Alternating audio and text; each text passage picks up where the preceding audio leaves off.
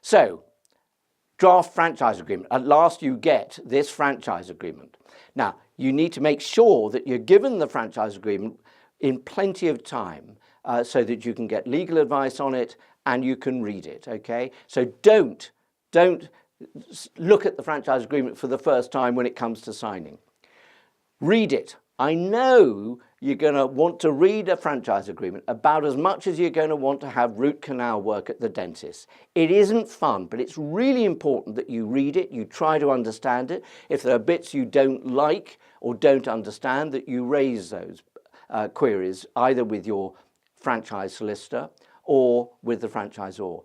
Get some really good advice from experts in franchising, legal experts in franchising. The BFA has a list of those experts and you can see what they can offer, at what price, and make your decisions. The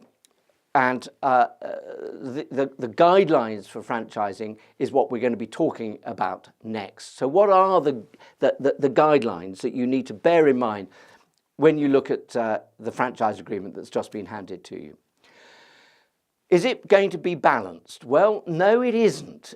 Franchise agreements are prepared by the franchisor to protect the franchisor. And they are probably some of the least fair agreements, commercial agreements you're ever likely to see. Having said that, an expert in franchising will be able to tell you if, notwithstanding the obvious drafting in favour of the franchisor, the balance is right, and the balance is in keeping with what franchisors generally do. There shouldn't be any legalese. Okay, no hereinbefore writtens and hereinafter and all of that sort of rubbish. It needs to be written, in my view, in plain English that you can understand.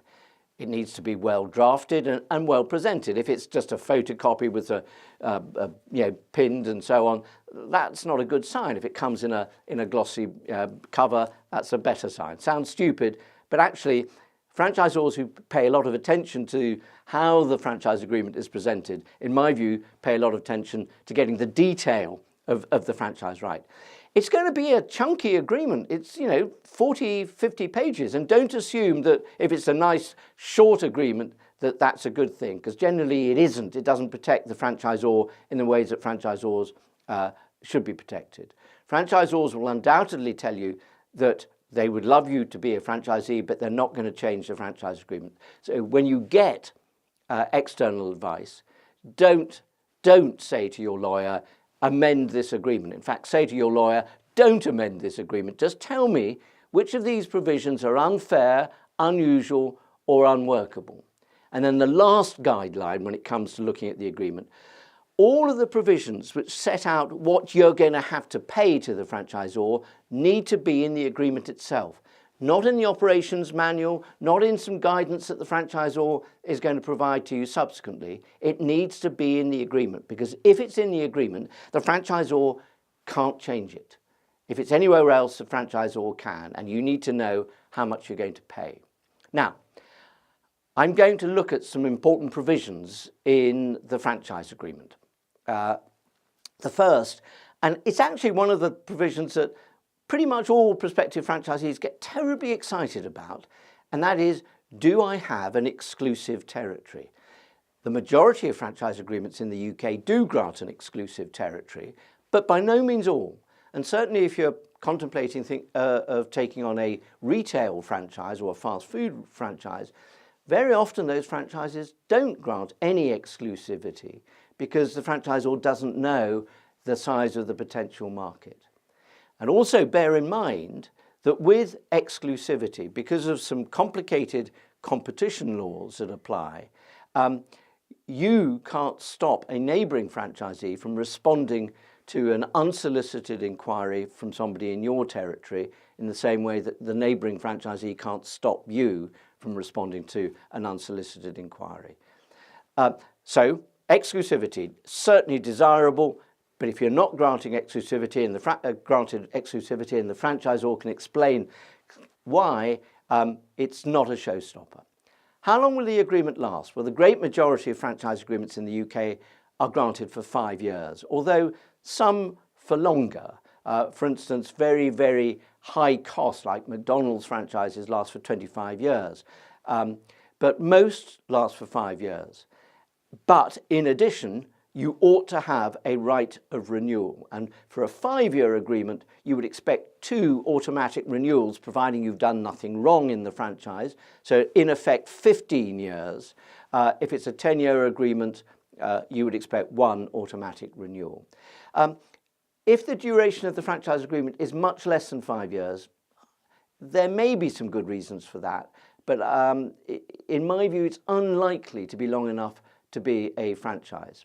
Next, the agreement will set out the fees that you have to pay. The initial fee that you pay right at the beginning of the franchise to reimburse the franchisor the costs that he's incurred in recruiting you and training you and so on, shouldn't contain a profit element or a big profit element, and you need a breakdown of those fees. And then normally 2 sets of fees, which are calculated as a percentage of your turnover. And turnover here normally includes sums you've invoiced but not received payment for, so includes bad debts. And the first is what's normally called a management service fee, or a management fee or a service fee, and that goes to the franchisor to pay the franchisor for all of the continuing services that he's going to provide to you, and also contains a profit element. Secondly, there's a similar but smaller fee paid, and it's normally called an advertising levy, which contributes to the central advertising fund that the franchisor creates. Not all franchisors do this, by the way, but many do, and that fund goes to creating national brand awareness, and all franchisees pay into that. Next, obligations. Now, I've got a thing about obligations. I don't like to see very general and vague obligations on the franchisor. For instance, to provide you with advice, whatever advice the franchisor thinks you should have. You really need to have concrete obligations. So you need to check that, and certainly the obligations on you, the franchisee, will be very concrete. One of the downsides, and possibly the only downside of franchising, is you can't sell your business to whoever you want, because of course the franchisor must make sure that any purchaser of your business is the sort of person that the franchisor would want to have as a franchisee. So there will be restrictions on your ability, but those restrictions should be there simply to ensure that any purchaser of your business would be a suitable franchisee by the franchisor standards. There will be a provision dealing with your death or incapacity, which then results in an obligation to sell the business. And one of the things you need to look for is there an obligation on the franchisor to put in a manager on your death or incapacity? Because that's a really good thing, because it maintains your business and the value of your business for a sale and for the benefit of your beneficiaries. Purchase obligations. Be very careful. Many franchises require franchisees to purchase items of stock or equipment or vehicles or whatever it is, either from the franchisor or from the franchisor's nominated suppliers. Now, there's nothing wrong with that, but if you're forced or obliged to buy these items, you need to make sure you're going to get them at a competitive price and on fair terms. So ask the franchisor for confirmation as to whether the franchisor is making any profit, any margin, and make sure that you're protected on that. There's going to be some really tough termination provisions in the agreement, okay? And that's there to protect you just as much as a franchisor, which is a weird thing to say. But actually, a rotten apple franchisee, a really bad franchisee, can get the whole system a bad name. And so you really want the franchisor to be able to get rid of that rotten apple quickly. And so, as I said, you will expect a tough termination clause. There will be tough post-termination provisions as well, which means that you won't be able to carry on a similar business after termination, and there will be non-compete covenants that will prevent you from doing that. And unlike an employment contract, provided they're drafted properly, those non-compete covenants will be enforceable. And there will also be a sneaky little clause which seeks to prevent the franchisor from misrepresentation. Nothing wrong in doing that, but be aware that the franchisor is seeking protection from misrepresentation claims, which are claims by a franchisee that he was encouraged to enter into the franchise agreement on the basis of false information from the franchisor. So check out what the franchisor is saying. If you're operating through a limited company, you can expect to give a personal guarantee. It would be very unusual not to. There will be provisions if you're operating through premises about the look and feel of the premises, the signage, how long it's to stay open. Now, brands are really important in franchising. And you need to check whether the franchisor has a registered trademark. It isn't a legal requirement to have a registered trademark, but it's really important, in my view, for the franchisor to have a registered trademark, because it makes it much less unlikely that you're going to have to change the brand because somebody else comes along and says, hey, this is my brand you're using, and gives you a great deal of security. There will also be provisions concerning pricing. Now, the franchisor cannot set the prices at which you sell products. And then there'll be a training clause that deals with the initial training and then continuing training, because things will happen during the term of your franchise, which means that you will require further training. There may be other agreements as well. There may be a lease if it's property based, and there may be an option deed, because if you take a lease of premises and it's a retail franchise, very often franchisors want to get hold of those retail premises at the end of the franchise, and they do that by way of an option deed. Increasingly, franchisors are developing software or adapting software and will require franchisees to enter into software licenses. Sometimes those software provisions are actually in the agreement itself. We've talked about how important trademarks are, and if it's a registered trademark, some, but not very many, franchisors require a trademark license. In my view, it's not necessary, but you may be asked to enter into a trademark license. Now, something to look out for there is make sure that if the franchisor has the right to ask you to enter into a trademark license, that the franchisor can't charge additional sums. And if he is intending to charge additional sums, that needs to be clearly set out in the franchise agreement. Back to the point we made earlier, that all of the fees you have to pay have to be in the franchise agreement. And then lastly, if you're operating as a limited company, you may be asked to enter into a separate personal guarantee.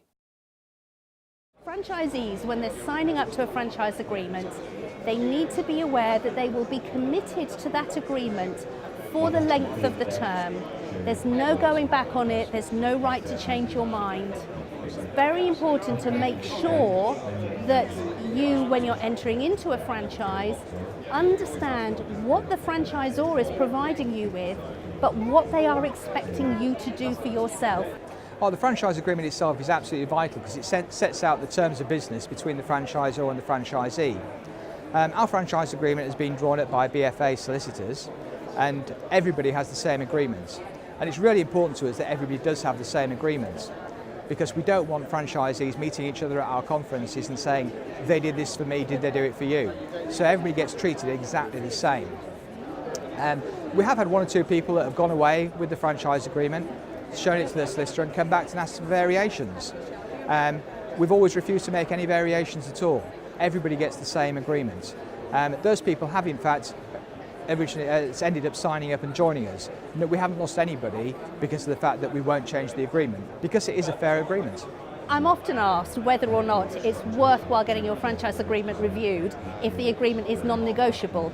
It is true that a lot of the time it is non-negotiable, because the franchisor needs to have consistency and they need to make sure that everybody fairly is dealing on the same terms. But as this is a business-to-business contract, it's very important that you as a business owner understand the implications of that agreement, and you need to understand it before you commit to your franchise and not later when it's much too late.